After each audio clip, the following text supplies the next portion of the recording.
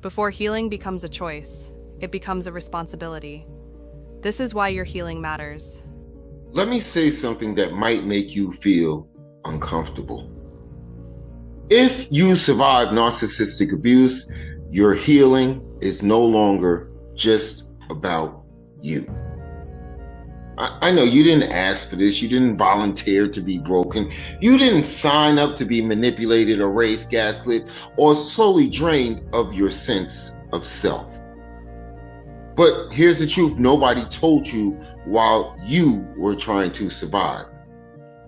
What you walked through trained you. You learned how charm becomes a weapon. You learned how love can be used as leverage.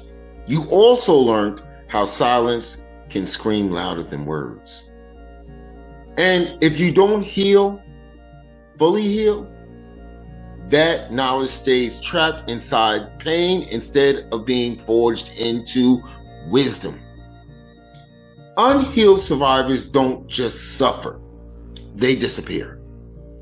They isolate. They doubt themselves into silence.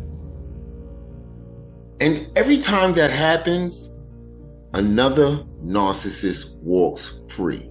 They walk free unchecked, unchallenged, and unexposed. Healing is not self-indulgent. Healing is containment. Because when survivors don't heal, the cycle stays protected. Healing changes more than you. It disrupts systems that depended on your silence. Here is what narcissistic systems fear most. Not victims, not crime, not chaos. They fear clarity. A healed survivor doesn't argue. They don't over-explain. They do not chase closure. They actually name patterns. They hold boundaries. They see through masks. And when one healed survivor speaks, 10 others suddenly realize, wait, it wasn't just me. This is how movements start. Not with platforms, not with money, not with nonprofits. They start when someone who could stay quiet chooses not to. Your healing gives language to the confused. Your clarity gives permission to leave. Your story gives courage to someone who thinks they're losing their mind.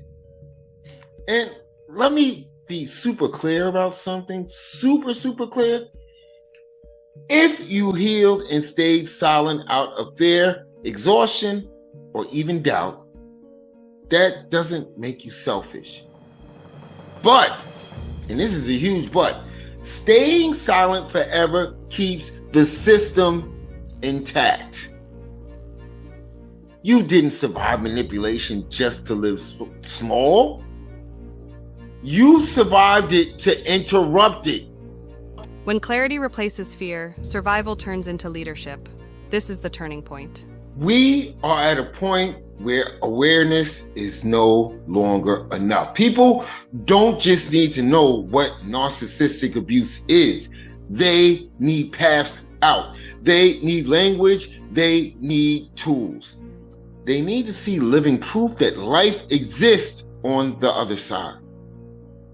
And that only comes from healed people stepping forward, not as saviors, but as guides. This is why this work exists. This is why I'm doing this. This is why I refuse to let healing become a trend instead of a responsibility. If you have done the work, if you sat in the grief, if you've rebuilt your identity piece by piece, then understand this. Your healing is now part of the infrastructure. You don't need to be perfect. You don't need a title. You don't need permission. You just need to stand visible.